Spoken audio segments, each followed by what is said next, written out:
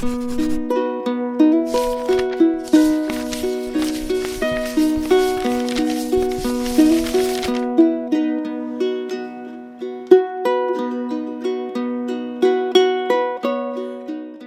Northern Marianas. The central theme of today's readings is that we should courageously live out our religious convictions and principles in our lives, as Jeremiah, Paul, and Jesus did, even if doing so should result in our martyrdom and turn society upside down. If no one is ever offended by the quality of our commitment to Christ, then perhaps we are practicing inoffensive Christianity, meaning not objectionable or harmful. Jesus said, "I did not bring peace on earth, but rather division." The cost of following God's word experienced by Jeremiah as a life so marked by suffering and opposition that he even cursed the day he was born points to the division. Jesus brings in today's gospel, we are called to be Jeremiah and speak out against the falsehoods that surrounds us.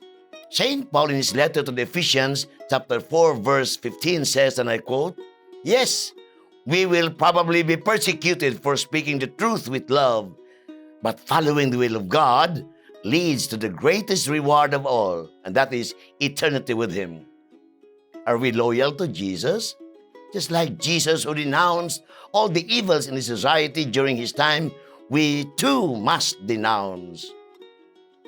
But what happened when someone, especially church leaders, speak of injustice, graft and corruption in the government and even in the church, poverty, unequal distribution of wealth, and many others?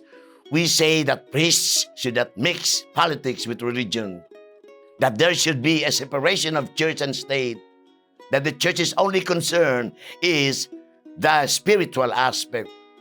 If this is what we want, that only the spiritual aspect, then we enter the church and attend Mass or pray.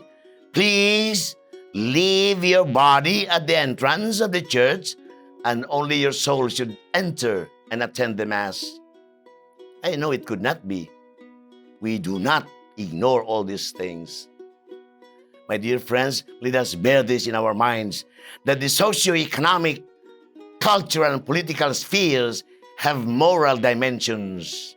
When such moral dimensions are at stake, it is the duty of the church, as guardian of the faith and morals, to speak out with prophetic courage. Christ comes to us as a challenge. Everyone who follows Christ and keeps his eyes focused on Jesus and the truth of his message in all its integrity, everyone who lives it to the full will find the world opposes him. Christ himself suffered, as did all the prophets, and we must follow in his footsteps. If we do not, then evil would prosper. For as what Edmund Burke said, and I quote, "The only thing necessary for the triumph of evil is for good men to do nothing." May God bless us all.